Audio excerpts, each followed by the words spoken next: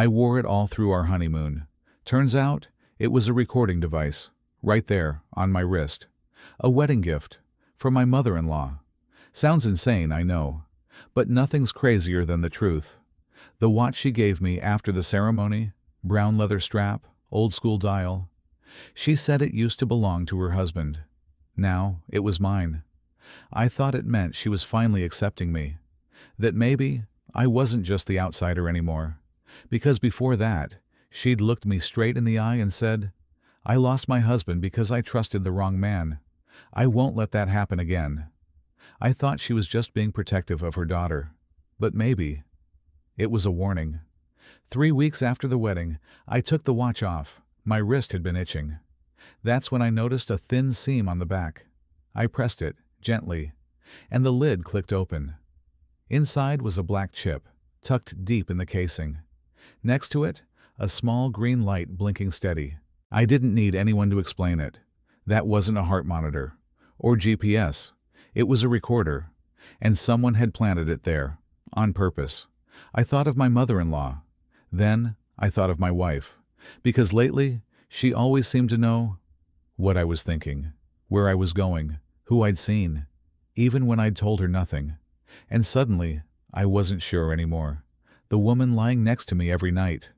Was she hiding something too? My name is Brian Fields, 35. I design indie games for a living.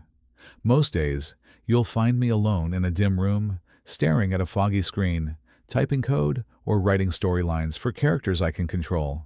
Real life? I control none of it. I never thought I'd be the kind of guy caught up in family drama.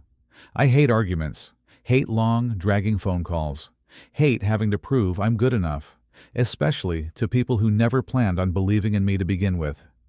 Then I met Alyssa. That day at the workshop, she sat in the third row, pale blue dress, scribbling notes like crazy.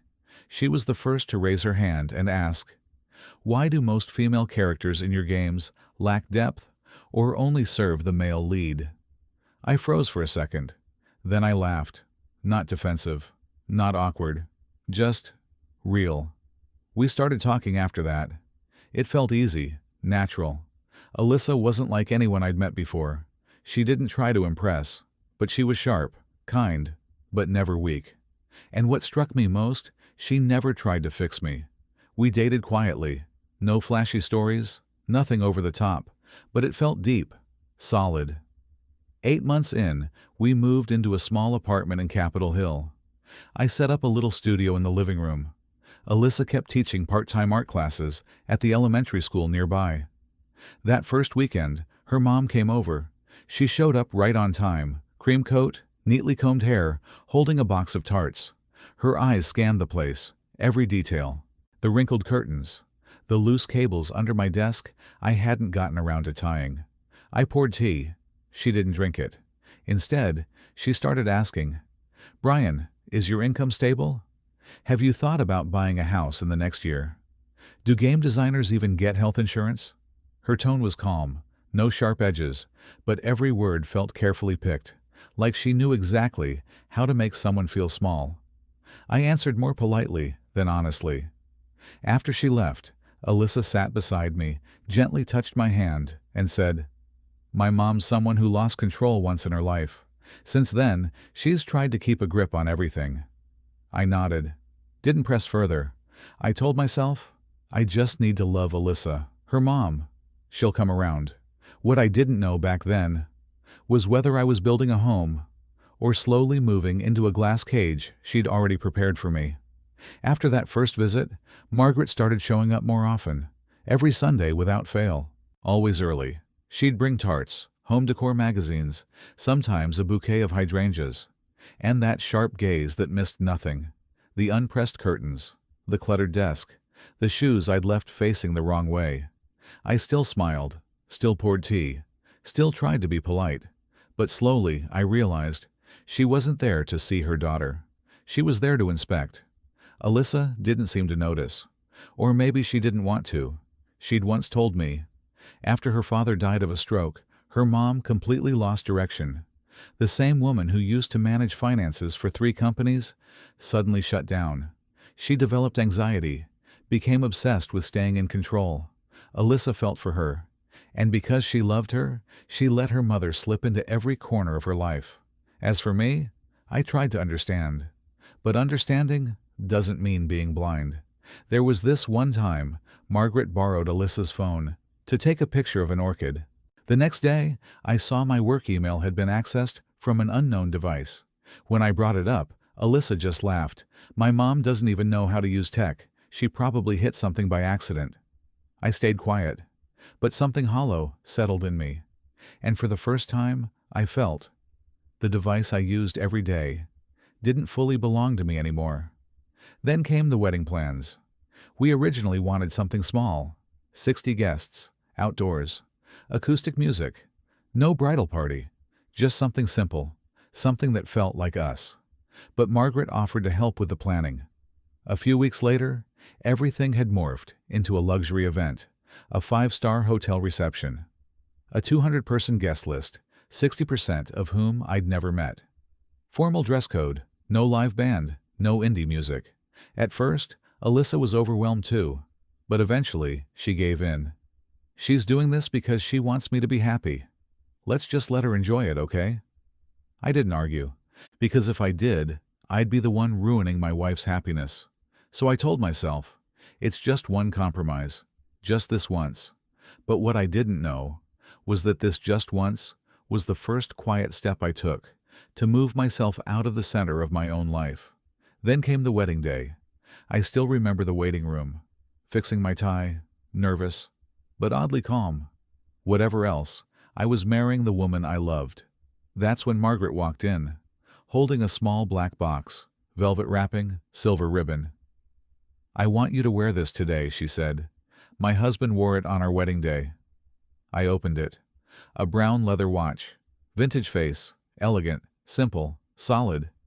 I didn't know why, but something in me flickered with unease. Maybe it was her eyes, not the look of someone giving a gift, more like marking territory. Alyssa came in right after, soft, glowing, hands trembling a little. I put the watch on. I smiled. I didn't know that what I just put on wasn't just a gift. It was a shackle, wrapped in family. It didn't make a sound, didn't tighten. It just sat there, quiet, like someone else's fingerprint, pressed gently into my life. I didn't figure it out right away. Like most things that truly unsettle you, it didn't come with a bang. It came in fragments, tiny ones. An oddly perfect reply, a casual comment that matched a thought I'd never said out loud. 3 weeks after the wedding, I was in my studio. The little workspace I'd set up in our living room. Warm light, decent soundproofing, a few concept sketches pinned on the wall for the next game. I was writing a brief for a junior developer. This scene needs the feeling of being watched, not obvious, just something lingering in the background. I reread the sentence, and suddenly I felt a chill run down my back. I took off the watch, the one my mother-in-law gave me on the wedding day. My wrist was a little red, allergy maybe. I turned the watch under the desk lamp. There was a faint line on the back, like a seam. I didn't open it, not because I was scared, but because I wasn't sure I was ready to know more. I set it down, tried to keep working, but my thoughts started drifting. How did she know I was meeting an old client? How did she know about the text I typed, then deleted? I used to think maybe I'd said something out loud, half asleep maybe. But now, I wasn't so sure. Wednesday afternoon, Alyssa was out teaching. I was home, alone. I made some coffee, sat in the kitchen with a notepad, a habit I fall into when I need to shake up my creative rhythm. I remember murmuring to myself, maybe I should move the studio back to the old place. Less chance of her mom just popping in every week. I didn't record that, didn't type it, just let the thought slip into the air. Right after, I heard a soft tapping from the living room. I looked over. No one there. Could have been a neighbor, or maybe not. That evening, I was wiping down the kitchen counter. Alyssa stepped out of the bathroom, towel in hand, hair still damp. "What do you think about moving your studio to the west side?" she asked. I looked up, still holding the dish towel. "Why do you ask?" "Mom said you mention it a lot. I think it's a good idea too. We could use more space, don't you think? I stood there, frozen. A thought I'd only whispered, now repeated word for word by my wife, with a gentle tone, a caring face, and something rehearsed. I glanced at the watch, still sitting there, near the sofa, silent. I used to think I was being paranoid, but that feeling wasn't paranoia anymore. Someone wasn't just listening. They were using my thoughts to guide me from the inside, softly, plausibly, without leaving a trace, and I couldn't tell anymore who was really playing the lead in this game. I started testing myself. Every time I was alone, I'd say something fake and wait to see if anyone somehow knew. Thursday afternoon, I sat in the studio and muttered, "Might have to cancel that Portland trip next week. Things seem kinda unstable over there." No texts, no emails, no calls, just a sentence floating in a soundproof room. That night, while rinsing vegetables, Alyssa turned to me. "Are you sure you're still going to Portland next week?" Mom said. "It's been a little tense out there lately." I froze, not because I was surprised, but because I was getting used to these perfect coincidences. I wanted to press her, but then I glanced at the drawer, the one holding the watch I'd taken off, barely 2 meters away from us, and a quiet thought crossed my mind. Does she know? Or is she just the messenger? I didn't know, and I didn't want to, because if Alyssa did know, everything inside me would collapse. So I reacted the quietest way I could. Cut the Wi-Fi in the studio. Worked from random cafes. Used a burner phone, temp emails, private accounts. And then something strange happened. No more guesses about what I was doing. No more timely suggestions. No more uncanny predictions. But I didn't feel relieved. I felt an unsettling kind of quiet. Too quiet. Like someone on the other side was starting to play careful too. The game wasn't one-sided anymore. Now, both sides were pretending nothing was wrong. Then came Monday morning. I'd just gotten home from an early shift at the cafe. Hadn't even taken my shoes off. My phone rang. Margaret. "Hi, Brian. You're not out today, are you?" "I'm bringing over some tarts. Didn't want to intrude." I froze. I hadn't told anyone I was working from home today. No email, no chat, no calendar event. "Are you nearby?" I asked. "No, not really. Just a guess. Women's intuition," she laughed. We hung up after a few pleasantries. I checked the entire apartment, and that's when I found it. A tiny USB stick, plugged into the back of the Wi-Fi router, tucked behind a mess of cables. I'd never installed it. Alyssa didn't even know how. The logo on the USB belonged to a company that made smart home assistants. I held it in my hand, sat down, my mind blank. I wasn't just being listened to. I was living inside a surveillance system, one built quietly around me, and the woman I loved either knew nothing about it or was part of it. I thought about confronting Alyssa, but then I looked into her eyes, that same look, gentle, trusting, calm, and I got scared. Because if she did know, then she wasn't the woman I loved anymore. And if she didn't, then I was in this fight alone. And I wasn't ready for either. Saturday morning, I woke up earlier than usual. Not because I couldn't sleep, but because it was time. I couldn't keep pretending. I made coffee, set down 2 cups, one for me, one for Alyssa. She walked out of the bedroom at 7:42, hair a little messy, eyes still puffy. But when she saw me, she smiled. I'd never hated a smile before, but that morning, I feared it. We sat across from each other. No words for the first minute. Then I spoke. "Alyssa, I need to ask you something." She gave a small nod, put her cup down, waited. "Have you ever told your mom things I never actually shared with you?" She looked at me. No blinking, no flinching. "What do you mean?" she asked. I took a breath. "Has your mom ever known what I was going to do or say, before I ever said it out loud?" The silence shifted. She looked down at her hands, then turned away. "What did you find?" she asked softly. I didn't answer. I just pulled the tiny USB from my pocket, the one I took from the router, and placed it on the table. Alyssa didn't look shocked. She just let out a quiet sigh, and something inside me cracked. I didn't know it was real, she said. I just always felt like my mom knew too much, but she always said it was intuition. And I didn't want to think badly of her. I stayed silent. You know, she continued, there were times I felt uneasy too. But I told myself, if she was doing anything, it was because she cared about us. I nodded. No anger, no accusations. Because in that moment, I understood. She was caught in the middle, and she chose to believe in peace. But I couldn't. I'm going to move out for a while, I said. Not to break up, just to be somewhere where my thoughts are mine again. Alyssa pressed her lips together, then nodded. No tears, no protests, no explanations. We understood. It wasn't that we stopped loving each other. We just couldn't keep going in a space where trust had static in the air. I left at 9:15, with just a laptop, a few clothes, and my notebook. I didn't text Margaret, didn't tell anyone. That night, I slept in a small Airbnb. Single bed, cold kitchen. Hallway light leaking through thin curtains. For the first time in months, I slept without dreaming. The next morning, I woke up, checked my phone. No texts, no emails, no messages. Just one note I'd typed the night before, still glowing on my lock screen.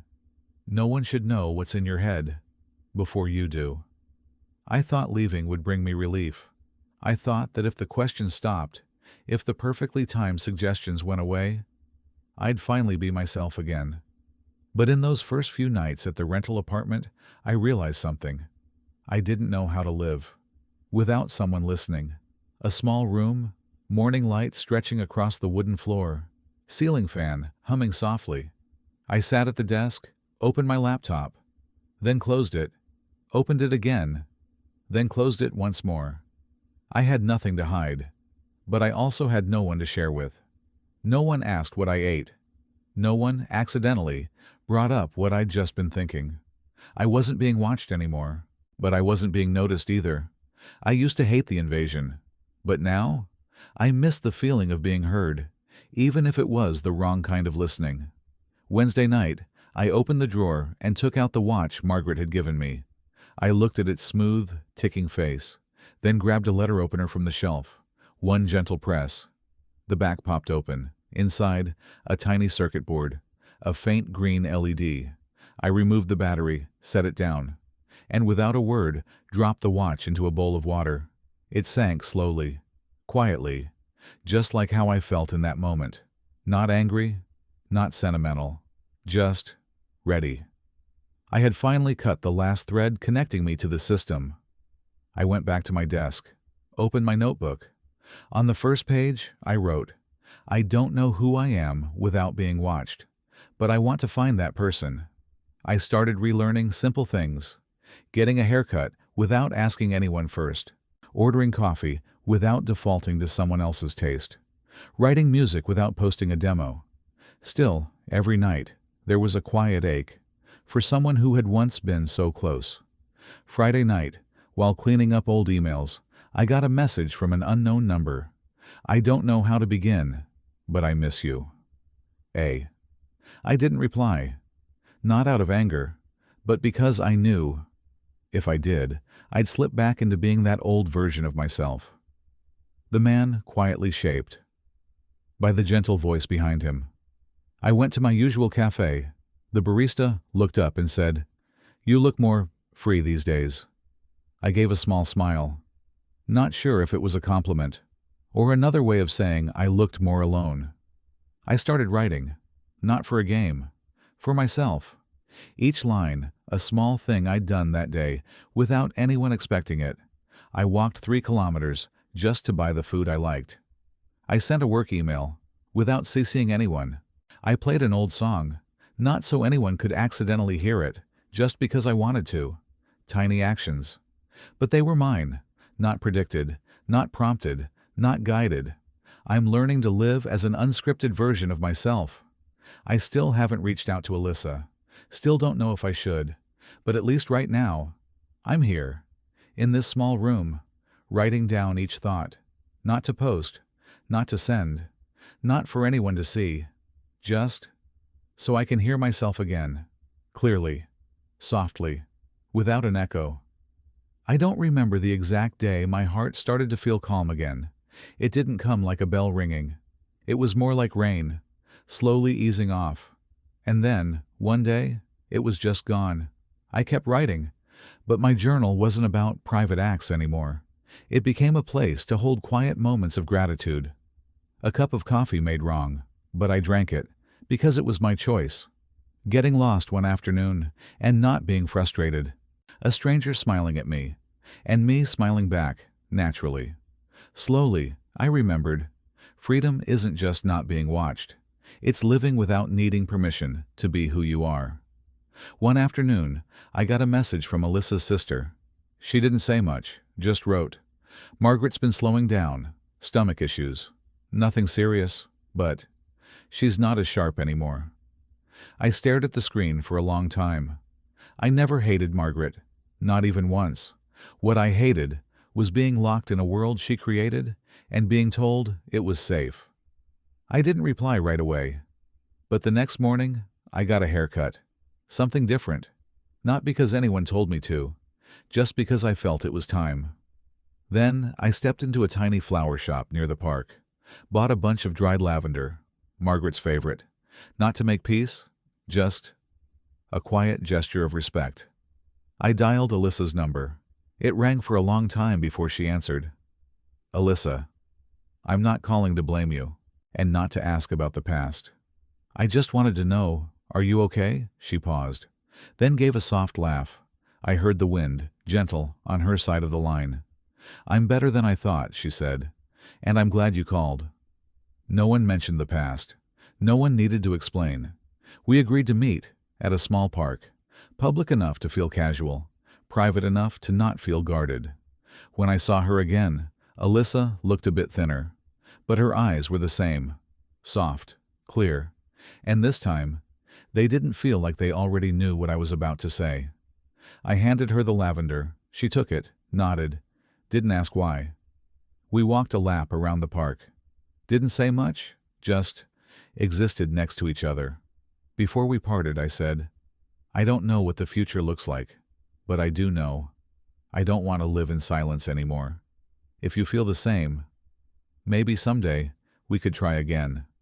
Not to rebuild the old version, but to create something new, something clear and clean." Alyssa nodded.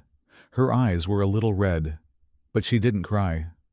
"I need time," she said, "not to forget, but to remember who I am, when I'm not just someone's daughter." I understood, and for the first time, we walked away from each other, without feeling like anything was lost. Just a meeting, quiet, honest, real. That night, I wrote in my journal, "I've lived through days where no one touched me, and now I'm ready for someone to reach me again, but only if they're not programmed to. If someone wants to walk with me, they'll need to be their unfiltered self, and I will be too." 2 weeks after our last meeting, I received an email. No subject line, no message body, just a single attachment. Log access, Brian.html. At first, I thought it was spam, but something about the sender's address, though unfamiliar, felt intentional. I downloaded the file in safe mode. Just the first few lines made my heart skip. A list of login records into my personal email from an IP I didn't recognize, but somehow knew. It was the Wi-Fi network from our old apartment, the one Alyssa and I used to share. And it wasn't just one instance. It happened almost every night. The timestamps: 1:43 a.m., 2:16, 3:05. The hours when I was in my deepest sleep. My chest went cold, but it wasn't anger this time. It felt like my sleep had been turned inside out. Every night I thought I was safe. Someone had been right there, not to protect me, but to access the parts of me I never meant to share. I almost called Alyssa. My thumb hovered over her name, but I stopped. I didn't need answers to hear. I needed space to see. I started rewinding memories. That one night, I woke at 3 a.m. Alyssa sitting at her desk. She said she was replying to her yoga group. I believed her. Another time, I left my laptop in the living room. The next morning, some folders were slightly moved. I thought I'd imagined it. I used to think Margaret was behind everything, pulling the strings from afar. But now, a slower, sharper thought crept in.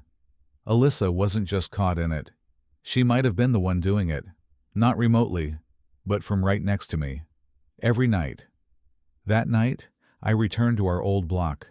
Not to confront, just to stand from a distance. The lights in the apartment were still on. Nothing had changed, except me. I was no longer the man who believed love could fix every wound. I went home, didn't call, didn't accuse. I waited. And 3 days later, Alyssa reached out. We met again at the park. Same bench, same backdrop. She arrived early, wearing a light knit coat. Her eyes? Different this time. Not open, not guarded. More like someone quietly accepting a trial. I didn't go in circles. Did you access my email? At night? Alyssa didn't deny it, but she didn't nod either. Instead, she reached into her pocket and handed me a folded piece of paper. Margaret's handwriting. Familiar, shaky, somewhere between care and control. If you notice signs of Brian slipping, help him rebalance.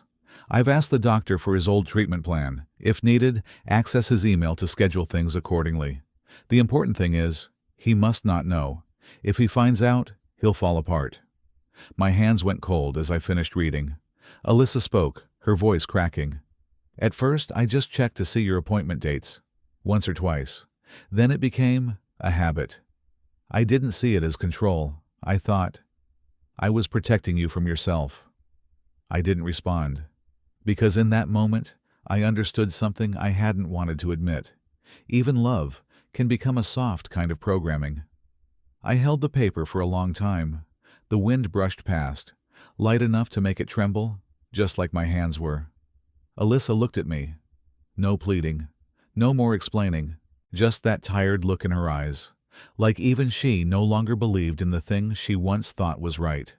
I asked quietly, "Do you know when I started losing my sense of control?" She didn't answer.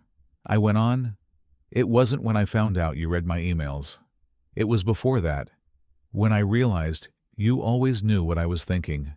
Before I did, and I found comfort in that." Alyssa lowered her head. I spoke slowly. Each word felt like it came from a part of me I didn't want to touch. "The real mistake wasn't that you accessed my mail. It's that you never asked if I wanted help. You loved me, but you chose to steer me like I was something fragile." A single tear landed on her hand, but she didn't wipe it away. "I was scared," she whispered. "Scared that if I didn't act, you'd fall apart. I watched Mom do it to Dad, and I thought that's what love looked like." I nodded. I understood. And yes, it hurt. Because I used to believe it too. I used to think someone who truly loved you would anticipate every need before you even spoke it. But that's not love. That's emotional programming. I turned my face away and exhaled. The sky was slipping into dusk. The last bit of sunlight caught Alyssa's hair. And in that moment, she looked more fragile than ever. I wasn't angry anymore. Just sad. Sad for a love that started in truth, but drifted off course. In the name of protection for something that didn't need saving. I stood up. "I forgive you, truly, but I can't love again. Not if I'm still afraid of being guided without knowing it." Alyssa looked up. Tears fell. But this time, not from desperation. From understanding. "I get it," she said. I smiled. A slow, quiet smile. Like the last breeze before the season changes. Maybe someday, if we both relearn how to love, like two grown people who know how to ask, know when to stay quiet, and know how to say no, then maybe I'll ask you for coffee again, at a place that doesn't need a password. Alyssa nodded. She didn't say anything. I turned and walked away. Quiet, but light. Because for the first time, I left a relationship. Not with pain, but with understanding. And for the first time, I knew to love someone is to let them choose, not to hand them a manual and hope they follow it. I thought that after my final conversation with Alyssa, I'd feel some kind of relief, but the days that followed weren't as easy as I imagined. Turns out, freedom doesn't feel like soaring. It's more like being unchained, but your legs no longer remember how to move without a path. Each morning, I woke up to near total silence.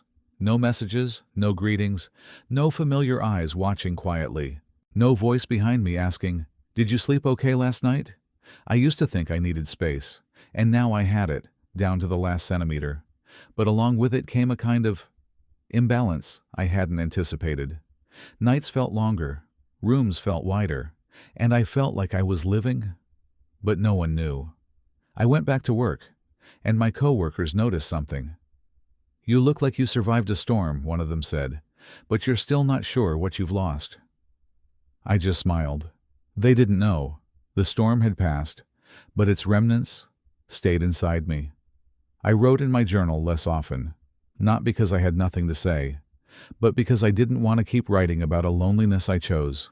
One night, I logged back into my old account, for the first time since I'd received that log file. I didn't check the inbox. I went straight to the drafts folder. There were dozens of unsent emails, all from Alyssa, each with the same subject line. "Not sure if you'll ever read this." I read every one, every line. No apologies, no justifications, just quiet snapshots of her days, without me. "I walked past our old ice cream shop today. The owner still remembers you liked coconut milk. Mom's weaker now, but she doesn't ask about you anymore. I bought a candle like the one you used to light. Not to remember, just to feel less cold." I closed the laptop. That's when it hit me. Alyssa hadn't tried to hold on, but she never truly let go. We both chose the most respectful way to walk away. But even respect has its cost. It leaves a quiet space no one dares to step into. That night, I stepped out onto the balcony, played an old song, not to remember, but just to see if I'd feel anything at all. The music played.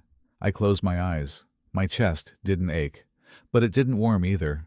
It just passed through me, like our relationship did. Not torn, but too worn to stitch back together. The emptiness doesn't scare me anymore. I don't try to fill it with music, social media, or awkward meetups. I've learned to let it exist, to sit with it, face it, do nothing, just breathe with it. Each morning, I start with a glass of warm water. No coffee, no rushing. I change the way I walk to work, no longer passing the street where I used to wait for Alyssa. I avoid the old bookstore too, not to forget, but to remember myself, in a different light, not tied to anyone.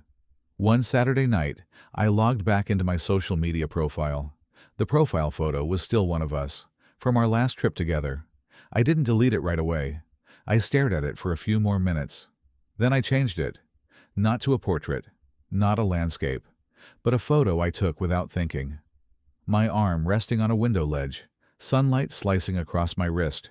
No face, but it was me. For the first time in months, I chose to show up again, without needing anyone's approval. That same week, I decided to go back, to the apartment we once shared. The new owner hadn't changed much. I stood in the hallway, looking at door 5D, white paint peeling slightly around the edges. I didn't knock, didn't try to go in. I just stood there, steady, unflinching, and whispered, "Thank you," and goodbye, to the home, to Alyssa, and to the version of me who didn't yet understand the line between love and control. I turned away, walked slowly. On the way home, I stopped at a little bookstore I'd never been to before, picked out a new journal. On the first page, I wrote, "No one is responsible for understanding me except me. And if someone wants to walk with me, they need to walk beside me, not ahead of me." That night, I wrote down all the things I still want to do, not to prove anything, not for anyone to see, just because I've chosen to live again, alone, and clear-headed enough not to repeat the same story. Sometimes I still wake up at 3 a.m., not from nightmares, not from loneliness, just because my body had learned to stay alert in the middle of the night to figure out what was happening around me. But now, there's nothing left to check, no one to monitor, no one writing the script, except me. I turn on the bedside lamp, a soft, warm light.